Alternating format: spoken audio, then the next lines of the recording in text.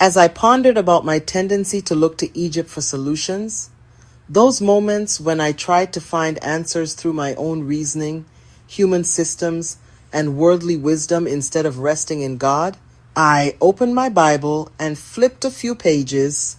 My eyes landed on Isaiah 30. It felt like the Lord Himself was speaking directly to me, lovingly but firmly bringing correction. Truly, He knows how to reach the heart at just the right moment. Now, with greater understanding, I repent.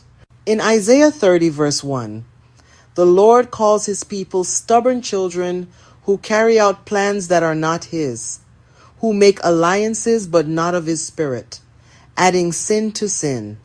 He rebukes them for going down to Egypt without consulting Him, for trusting in Pharaoh's strength instead of his own. The word used for trust carries the meaning of confidence or refuge, pointing to a false sense of security outside of God. I realize that when I move without waiting on the Lord's direction, I too am guilty of doing the same thing, adding sin to sin by relying on human wisdom instead of divine guidance.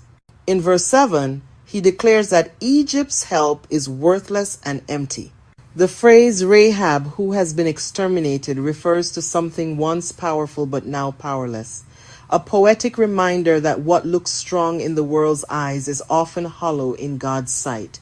How often have I done this, seeing opportunity, influence, or safety in the wrong places, only to find that it led me into greater confusion and disappointment.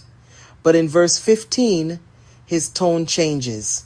The Lord, the Holy One of Israel, says, "In returning to me and rest, you shall be saved. In quietness and confident trust is your strength." The word rest here carries a sense of repose and stillness, and trust means to be bold, secure, and confident. God was showing me that salvation isn't found in frantic effort or strategic maneuvering, but in surrender and stillness before Him.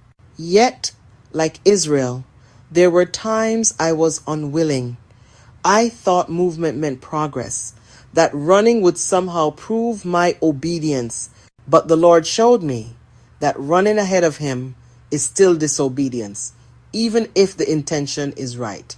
Then, in verse 18, He reveals His heart again.